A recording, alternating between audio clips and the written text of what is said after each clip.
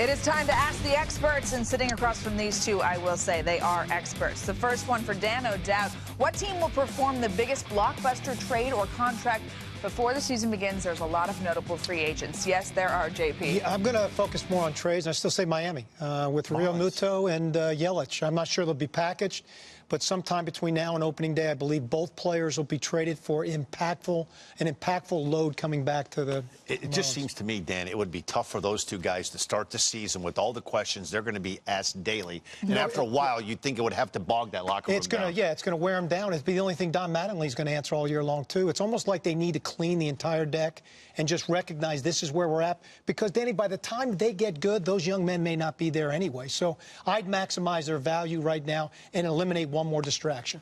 All right, I can see that happening. Our next one.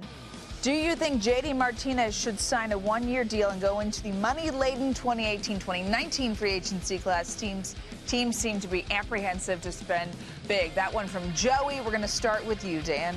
The reason I wouldn't advise a one-year deal, there are so many things that can happen. One, injury. I mean, you just never know. It is a crazy game played at a high level, and hypothetically, if we could sit back and if you're J.D. Martinez and say, hey, let's roll the dice, you're going to have a year like you had last year. We've seen it with another player from the Diamondbacks in Pollock 2 years ago. You go down early on, you miss some time. Listen, I'd like to see him go back with the Diamondbacks because I think if there's a player that fits a ballpark, no doubt, he fits that ballpark. Yeah, and I agree with Dan completely here, Heidi. I would not sign a one-year pillow contract if I was JD. I'd take whatever guaranteed money and length that you have out there, I would take that this winter.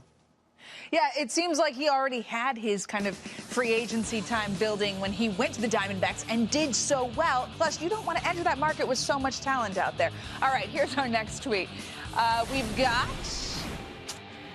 what team would Ichiro Suzuki help the most this season? I'm not going to even try to pronounce your Twitter handle, Dan. Yeah, I'm going to go back to the Oryx Buffaloes in Japan, his original team that he played for. It'd be great for me to see him finish his career back in Japan. I think it's a wonderful way for him to go out. I'm going to go with the Arizona Diamondbacks. I think if he's going to play in MLB, it would have to be with the National League team where they could use him, where he could be that fourth or fifth outfielder. He could pinch run if he had to. He's an experienced bat that you could have off of the bench. And as he's proven the last couple of years with the Marlins, he's not a distraction inside the clubhouse. He knows where he's at this point of his career. I think a good team that could value a guy like Ichiro, I think the Diamondbacks would be a good fit. 44 years old. I like what you said, Dan O'Dowd, about him going back to Japan. That's interesting. All right, the question that we teased heading into the break for Dan Plesac, who's the one guy playing today. I'm going to change this to the biggest challenge to face in the bottom of the ninth inning, up a run. I think that's what he meant. Yeah. And for O'Dowd, who gets the first $150 to $200 million contract of 2018. We're going to start with you, O'Dowd. Yeah, my answer to that is no one. I'm categorizing this calendar year. Okay. Calendar year, because I think the big boys next year that come out will drag in again into 2019. But I'm saying for the calendar year, no one. No one.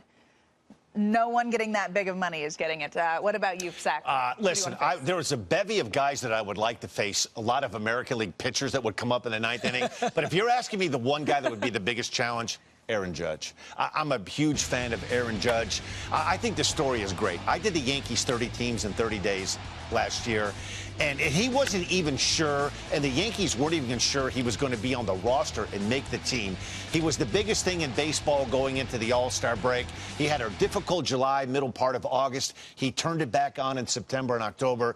A terrific player, a terrific guy, a mountain of a guy, and he would be a terrific challenge in the ninth inning. Listen, with your stuff, oh, no. You can get after it. Look at this. Look at this. I mean, look at this. All-Star game. See ya. Daryl Strawberry. I mean, that's high gas at 97. Judge is not catching up with you know what? either. I look at that right now, and Heidi, that seems like another lifetime ago. Like, was that really me doing that? I mean, it's high cheese, Danny, right there, 1988, man. Yeah. Dude. Old Riverfront Stadium.